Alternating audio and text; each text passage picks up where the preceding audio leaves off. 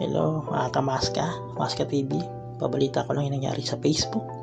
Isa ka rin siguro sa mga kinabahan.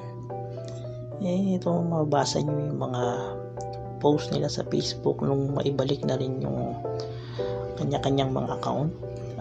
Masasabi ko kasi sa nangyari kasi talagang matindi.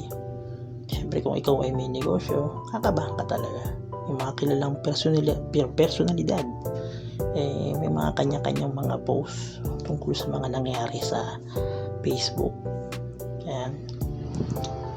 Pati siguro may mga may-ari ng negosyo, pati mga simpleng tao, may kanya-kanyang hugot na rin. Yan o. Kaya masasabi ko, simpleng simpleng palaisipan kung bakit nangyari ito. Because hindi napakapan ni Facebook. Yan.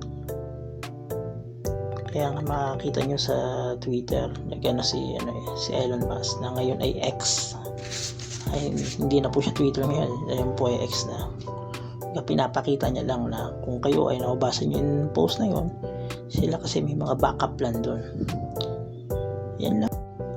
Hindi na ako tumingin sa ibang platform and hindi na ako tumingin sa ibang news network.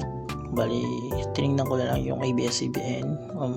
Hindi naman dahil sa may pinapanigan tayong news update. Basta ito lang para lang maibalita ko kagad sa inyo itong nangyari sa Facebook. Kasi maaaring tulog ka, wala kang kaalam-alam, nakabahagyan ka man lang ng balitang ito.